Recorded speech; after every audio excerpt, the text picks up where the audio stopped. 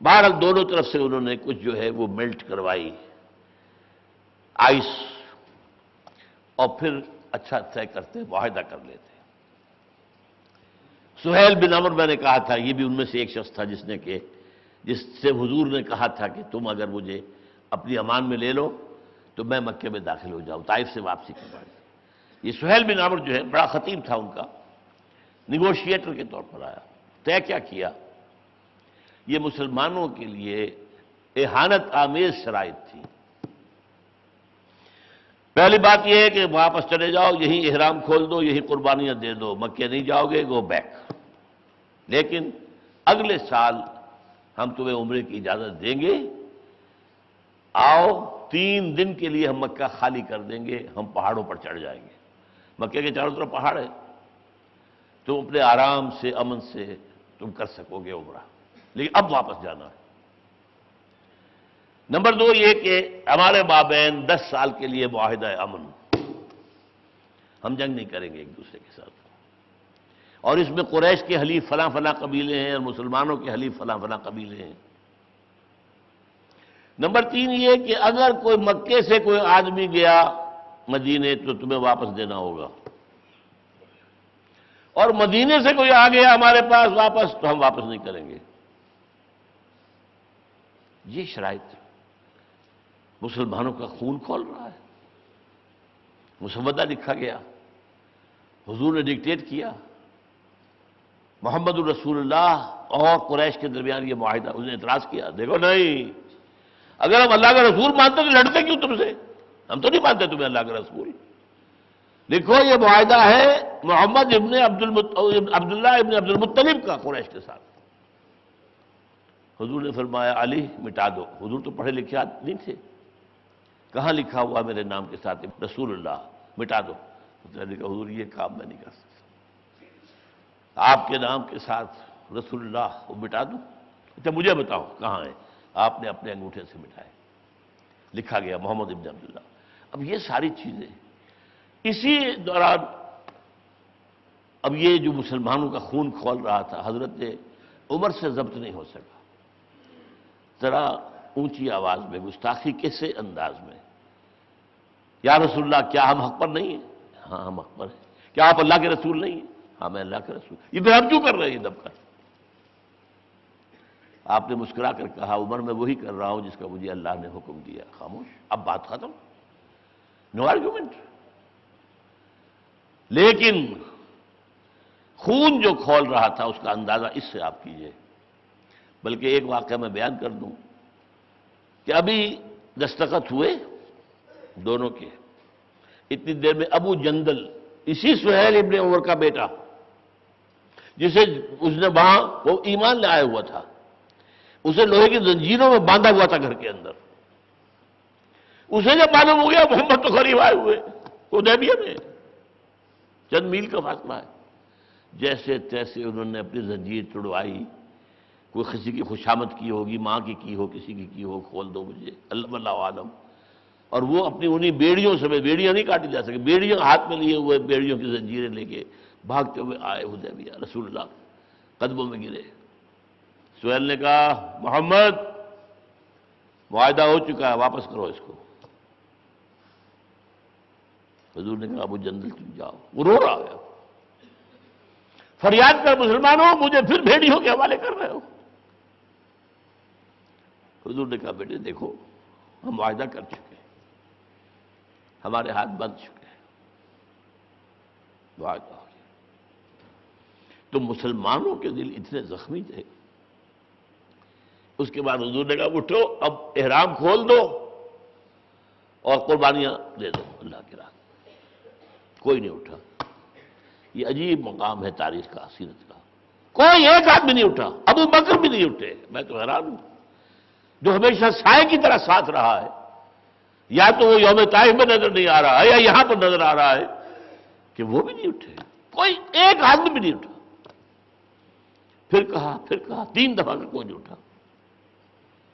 اب آپ اپنے خیمے میں گئے، حضرت ام سلمہ رضی اللہ تعالیٰ عنہ وہ ساتھ تھی۔ حضور ہر سفر میں کسی نہ کسی زوجہ محترمہ کو ساتھ رکھتے تھے۔ وہاں جا کر کہا میں نے 3 دفعہ کہا ہے مسلمانوں سے کہ اٹھو، احرام کھول دو، حجامتیں کرا لو اور قربانیاں دے دو، کوئی نہیں اٹھ رہا۔ انہوں نے کہا حضور آپ کسی سے کچھ نہ کہیے، جائیے آپ اپنا احرام کھول دیجئے اور قربانی دے دیجئے۔ آپ آئے سب کے سب کھڑے ہو گئے۔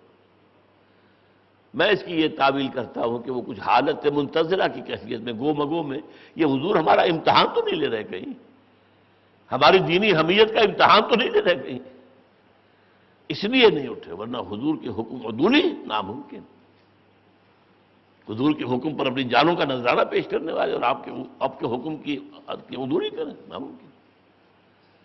بہرحال اس کو کہا ہے قرآن نے انا فتحنا لک فتحا مبینا، اے محمد ہم نے آپ کو فتح مبین عطا کی ہے۔ اس فتح مبین کو کس اعتبار سے میں آپ کے سامنے رکھ رہا ہوں؟ اصل میں 10 سال کا جب معاہدہ ہو گیا، آپ یکسو ہو گئے اور ہر طرف آپ کے تبلیغی مہم میں اب تیزی کے ساتھ، قبائل کے اندر اب دعوت، اور دوسرے جب قریش سے یہ معاہدہ ہو گیا اب آپ نے یہودیوں پر حملہ کیا۔ خیبر اور اس کے آس پاس کی بستیاں تھیں، بہت بڑے گڑھ تھے، بڑے مضبوط قلعے تھے، وہاں پر پھر آپ نے حملہ کیا ہے، اور اس کا بھی سورہ وطن میں اللہ تعالیٰ نے وعدہ کر دیا تھا کہ یہ فتح مبین تو ہم نے تمہیں فتح حدیبیہ کی شکل میں دے دی ہے، ابھی اور فتح ہم آپ کو دینے والے ہیں۔ اچھا فتح کیوں کہا گیا یہ بھی سمجھ لیجئے اس فلسفہ انقلاب کے اعتبار سے۔ جب کبھی آپ مساوات کرتے ہیں تو اس کا مطلب یہ ہے کہ آپ نے اپنے مد مقابل کی حیثیت تسلیم کر لی۔ جنگ ہوتی ہے تو آپ اسے بات ہی نہیں کرنا چاہتے۔ کتنے طویل عرصے تک عربوں نے کبھی بھی اس یہودیوں کے ساتھ کہیں ایک میز پر بیٹھنا تو دور رہا، ایک کمرے میں بیٹھنا قبول نہیں کیا۔ ہم انہیں ایکنالج نہیں کرتے، بات اس سے کی جاتی ہے جسے تسلیم کیا گیا ہو۔ اب وہ تسلیم کرنے پر ایک ایک کر کے مجبور ہوئے ممالک۔ فلسطینی بیچارے ابھی ہیں جو لڑ رہے ہیں حماس والے، نہ مصر نے تسلیم کیا اور انہوں نے تسلیم کیا، شام نے تسلیم کیا، تسلیم کر لیا، ترکی نے تسلیم کیا، ایران نے تسلیم کیا، اور شمالی افریقہ کے ممالک نے تسلیم کیا۔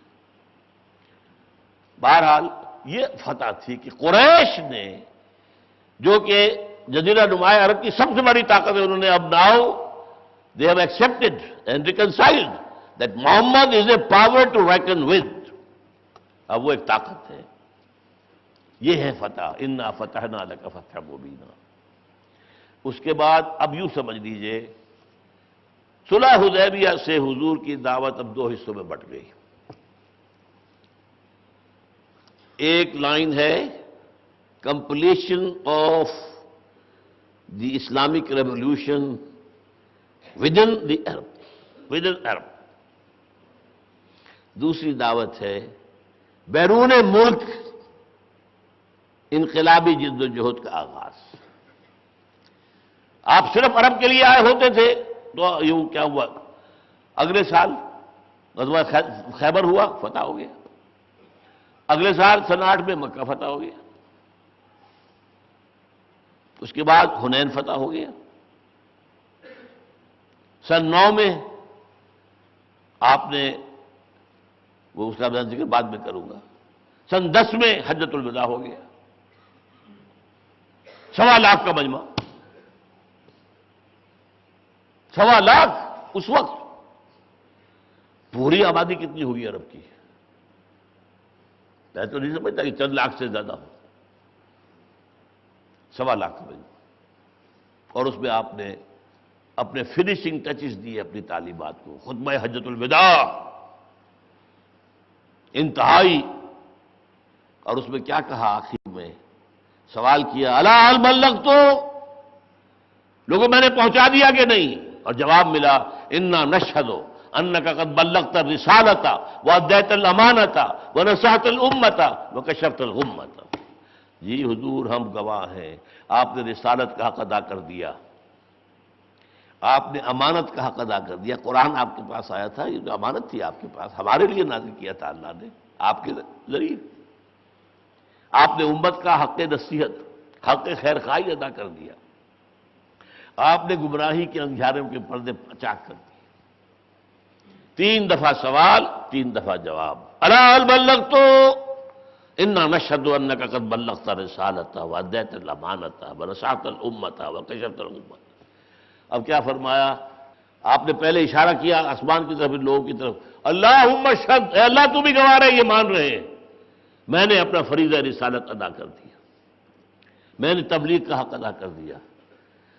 اے اللہ جو تو نے کہا تھا یا ایھا الرسول بلغ ما انزل الیک من ربک وان لم تفعل فما بلغت رسالتہ، اے رسول جو قرآن تم پر نازل کیا جائے پہنچا دو اس کو، اور اگر اس کے اندر کمی رہی تو رسالت کا حق ادا نہیں ہوگا۔ اے اللہ یہ مان رہے میں نے میں نے پہنچا دیا۔ اور پھر وہ اب جو یہاں ہیں ان کا فرض ہے کہ ان کو پہنچائیں جو یہاں نہیں ہیں، اور جو یہاں نہیں ہے نا وہ سب بھی آگے جو اس وقت دنیا میں تھے، اور وہ بھی آگے جو قیامت تک آنے والے ہیں، ان میں سے ایک ایک شخص کو قرآن پہنچانا اس امت کی ذمہ داری ہے۔ فَلْيُبَلِّغِ الشَّاهِدُ الْغَائِبَ، اور اس میں یہاں تک وصیت دی ہے کہ بلغوا عنی ولو آیۃ، پہنچاؤ میری جانب سے، خواہ ایک ہی آیت پہنچاؤ۔ یہ ایک لنک ہوا۔ سن 6 میں صلح حدیبیہ، سن 7 میں فتح خیبر، سن 8 میں فتح مکہ، سن 9 میں اعلان کر دیا گیا کہ اب مشرکین کے ساتھ کوئی معاہدہ نہیں ہوگا، سارے معاہدے یا تو اپنی مدت تک پہنچ کر ختم ہو جائیں گے، رینیو نہیں ہوں گے، اور یا یہ ہے کہ اگر مدت کوئی طے نہیں ہے تو 4 مہینے کے بعد ختم ہو جائیں گے۔ اب کوئی معاہدہ مشرکین کے لیے، اور 4 مہینے کی مہلت ہے۔ مشرکین مکہ، مشرکین عرب، بنی اسماعیل یا ایمان لے آئے یا قتل عام کر دیا جائے گا۔ یہ سن 9 میں ہوا ہے۔ 6 آیتیں سورہ توبہ کی ابتدائی نازل ہوئی ہیں۔ حضور جو حج کا قافلہ ہے بھیج چکے تھے، روانہ فرما چکے تھے حضرت ابوبکر کی سرکردگی اور امارت میں، پھر یہ آیتیں نازل ہوئی۔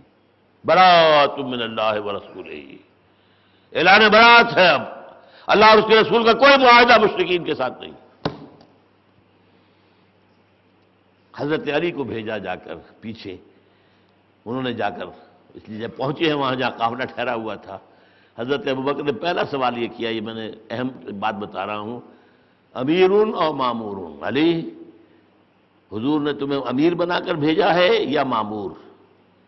اگر مجھے معزول کر کے تمہیں امیر بنایا ہے تو میں ادھر بیٹھتا ہوں، تم ادھر آؤ، اور اگر مامور کی تو ٹھیک ہے۔